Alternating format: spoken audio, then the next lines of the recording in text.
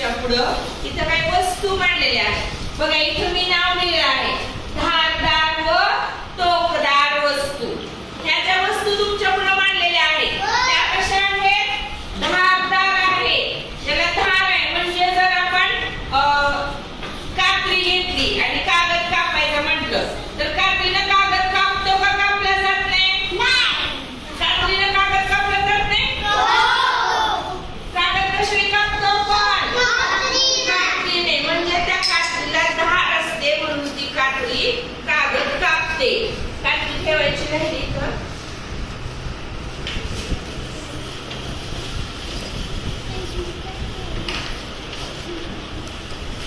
हा धारदार व टोकदार वस्तू आपण बघतोय. ही काय आहे? काय आहे?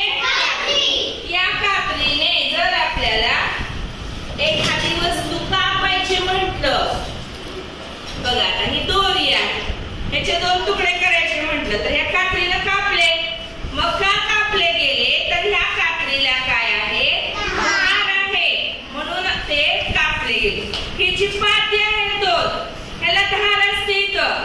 ह्याच्यावर जर आपण असं बोट फिरवलं तर आपलं बोट सुद्धा कापतं. त्याच्यामुळं ही अशी बंद करून ठेवायची असते. अशी ठेवायची नाही. चालताना जर याच्यावर पाय पडला तर आपला पाय सुद्धा कापू शकतो कारण ह्याला काय असते? धार. मग आता धारदार वस्तूमध्ये ही कात्री झाली. आता ही काय आहे सांगा बरं? विळी. कुणाला माहित आहे ही विळी आहे? विळीने आपण काय कापतो? कांदा कापतो. अजून काय कापतो? मिरची, टोमॅटो, कांदा, काकडी आपण विळीला कापतो. तर हे विळीचं पात आहे. हे विळीचं काय आहे? या पात्याला इथं धार असते. ह्याच्यावरनं जर आपण तुम्हाला आता ही काय आहे? ह्या विळीच्या पात्यावर जर आपण ही केळी अशी काय झाली? विळीनं केळी कापली की नाही? त्याच्यानं आपण मिरची, बटाटा, कांदा चिरतो. आता मी तुम्हाला केळी कापून दाखवली. ही केळी का कापली गेली तर ह्या विळीच्या पात्याला काय आहे? धार आहे. ह्याच्यावर बोट फिरवायचं का? ही विळी अशी बंद करून ठेवायची. हा काय आहे? चाकू. चाकू सुद्धा धारदार असतो. आता ह्या चाकून जर आपल्याला केळ कापायचं म्हटलं हे बघा आता कापलं का? म्हणजे ह्या चाकूला काय आहे? धार आहे. ह्या चाकूवरून आपण बोट फिरवायचं नसतं. जर आपण ह्याच्यावर बोट फिरवलं तर आपलं बोट कापून बोटातून काय येईल? म्हणून ह्या चाकूवरून बोट फिरवायचं नाही. मग आता धारदार मध्ये काय पाहिलं आपण? कात्री पाहिली, चाकू पाहिला, विळी पाहिली. आता हे काय आहे? ब्लेड आहे. ह्या ब्लेडला सुद्धा इकडून धार असते आणि इकडून धार असते. ह्या ब्लेडनं तुमचे पप्पा काय करतात रे? काय करतात? दाढी करतात. म्हणजे गालाला असले केस कापले जातात. त्या ब्लेडला काय असते? धार असते. त्यामुळे ब्लेड असं आपण ब्लेडवरनं हात फिरवायचा. मग ह्या झाल्या धारदार वस्तू. आता ह्या आहेत टोकदार वस्तू. ह्याचं नाव कुणाला माहिती आहे का रे? नाही. हा बरोबर. शाबास. प्लीज पुढे ये लवकर पुढं. काय आहे हे? मोठा खिला. आता तू काय सांगितलं तिथं? हे काय आहे? काय म्हणलं आता तिथं जागेवर? नाही. दाबर. काय म्हणलं आता? दाबताने काय शिवतात माहिती? पोतं शिवतात. पोतं. ज्वारीनं पोतं भरलं की त्या ज्वारीचं पोतं बंद करायचं असतं तेव्हा ह्याच्यामध्ये अशी सुतळी ओवली जाते. इथं अशी सुतळी. हे त्याचं नाक आहे सुईसारखं. मोठी सुईच म्हणायची. असं त्याच्यात ओवायचं आणि पोतं शिवायचं. आता इथं पोतं समजा हे आहे. हे पोत्याचं तोंड. हे आपण पोतं भरलं असं. हे पोतं समजू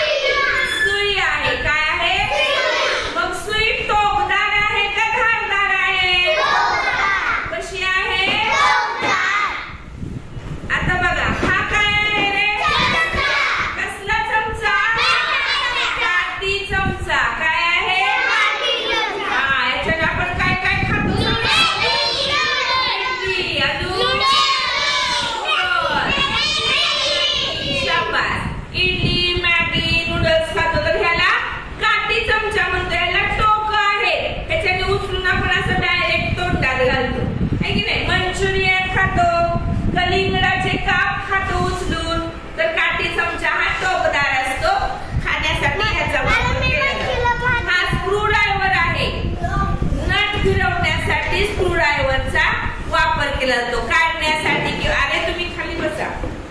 त्याच्यानंतर हा सोल आहे, याला टोक पण आहे आणि धार पण आहे, ह्याच्यानं दोडक्याची फळांची साल काढली जाते. हा काय आहे? खिळ्याला टोक असतं. खिळा काय केला जातो? खिळ्याचा उपयोग भिंतीत ठोकण्यासाठी. एखादी वस्तू आपल्याला अडकवायची असेल तर त्यासाठी हा टोकदार खिळा भिंतीमध्ये ठोकला जातो. ह्या पिना कशा आहेत सांगा बरं? टोकदार. ह्या कशा आहेत?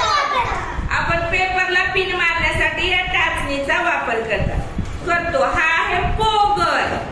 हा पण भिंतीत खिळा ठोकण्यासाठी, होल पाडण्यासाठी याचा वापर केला जातो. ह्याला काय म्हणतात? पोगर म्हणतात. तर आज आपण काय पाहिलं?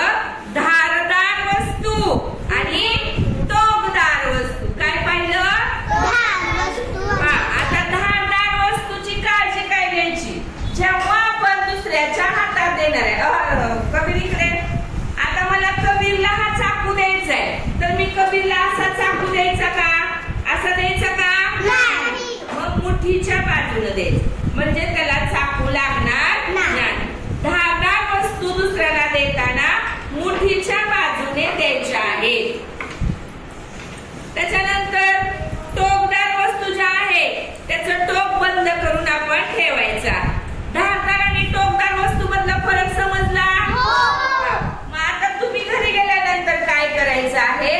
धारदार वस्तूंची आणि टोकदार वस्तूंची यादी तयार करायची आहे.